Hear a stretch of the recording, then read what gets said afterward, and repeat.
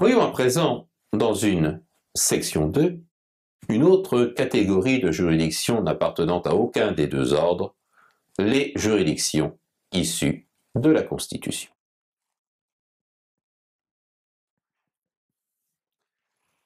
La Constitution de la Ve République prévoyait l'existence de seulement deux juridictions.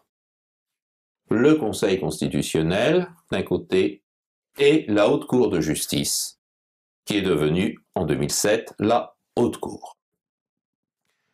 Ces juridictions sont toutes deux des juridictions suprêmes.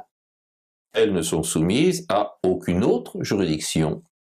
Elles ne sont subordonnées ni au Conseil d'État, ni à la Cour de cassation. Et de ce fait, elles n'appartiennent ni à l'ordre administratif, ni à l'ordre judiciaire. C'est bien là leur seul point commun, car elles sont par ailleurs bien différentes. L'une, le Conseil constitutionnel, brille par son importance, notamment en exerçant de manière tout à fait effective le contrôle de constitutionnalité des lois. L'autre, la Haute Cour de justice, à l'opposé, était une juridiction fantôme.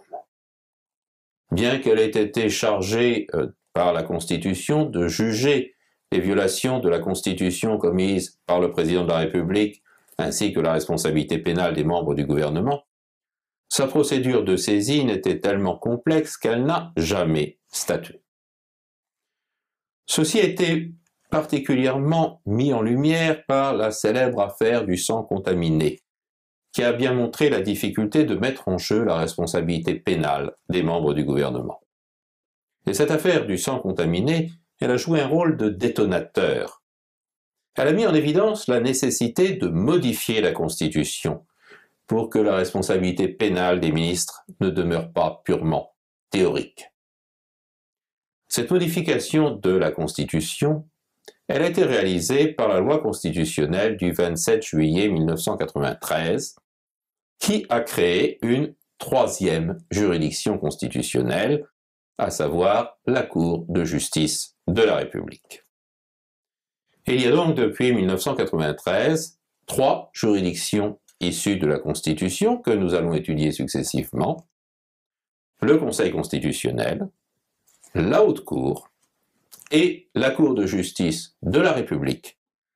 Cette dernière juridiction étant cependant à part des deux autres, puisque nous verrons qu'elle, exceptionnellement, elle est incluse dans l'ordre judiciaire. Voyons tout d'abord dans un premier paragraphe le Conseil constitutionnel. C'est la Constitution qui détermine les attributions du président de la République, du gouvernement et du Parlement. Ce sont donc les règles constitutionnelles qui énoncent comment toutes les règles de droit interne, lois, décrets, etc., doivent être élaborées et les principes que ces règles de droit doivent respecter. Dès lors, toutes les règles de droit, élaborées par le pouvoir législatif ou par le pouvoir exécutif, sont nécessairement soumises aux règles constitutionnelles. La Constitution constitue ainsi la norme suprême. Elle est supérieure aux lois et aux décrets.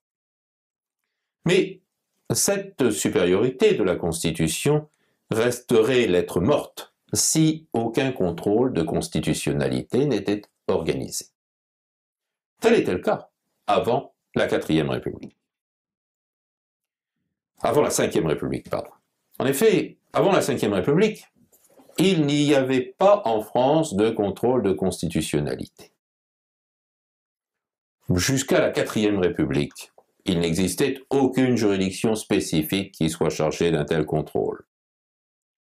Par la suite, certes, la Constitution de la Quatrième République en a créé une, le Comité constitutionnel, mais ce fut là encore une institution fantôme qui ne se réunit en tout et pour tout qu'une seule fois.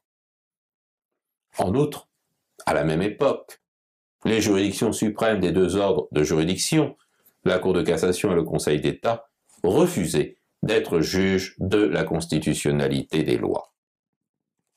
Dès lors, en l'absence de véritable contrôle, la hiérarchie des normes était purement théorique.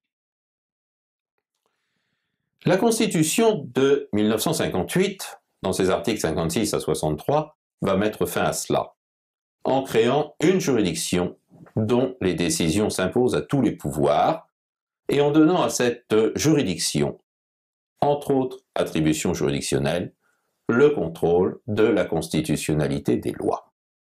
Cette juridiction, c'est le Conseil constitutionnel.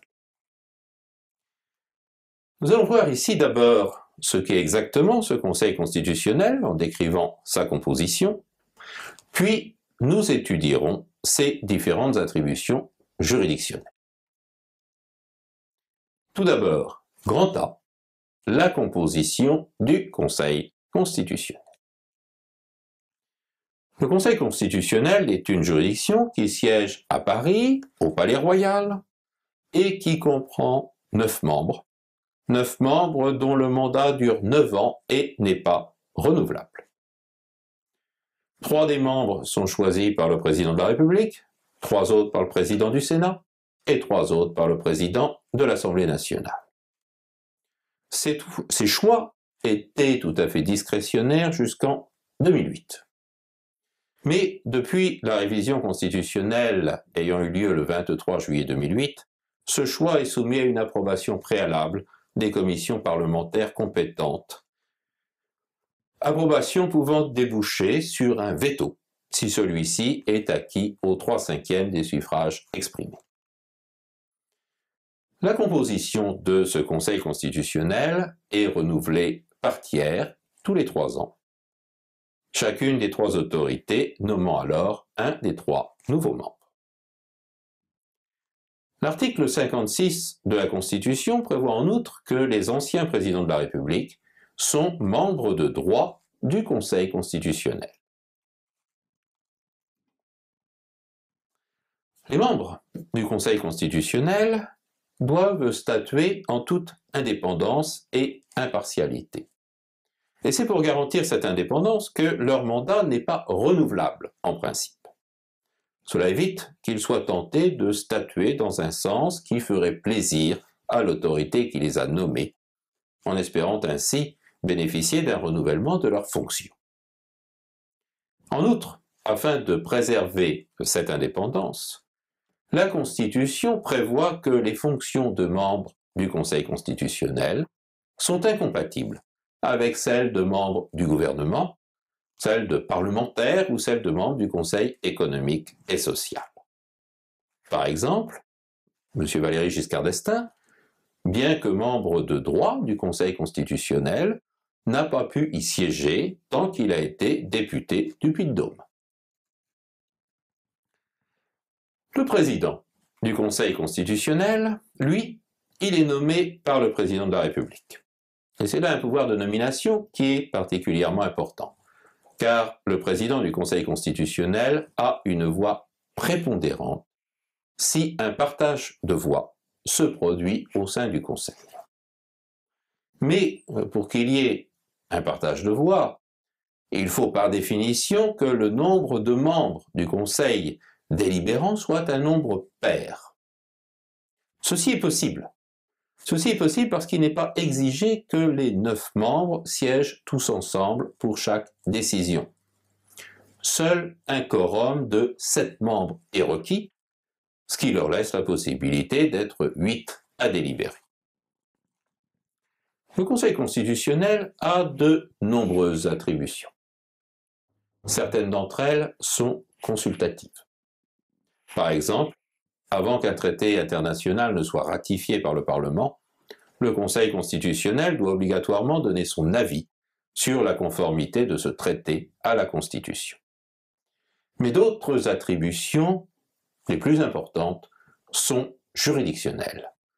Et ce sont certaines d'entre elles que nous allons étudier à présent.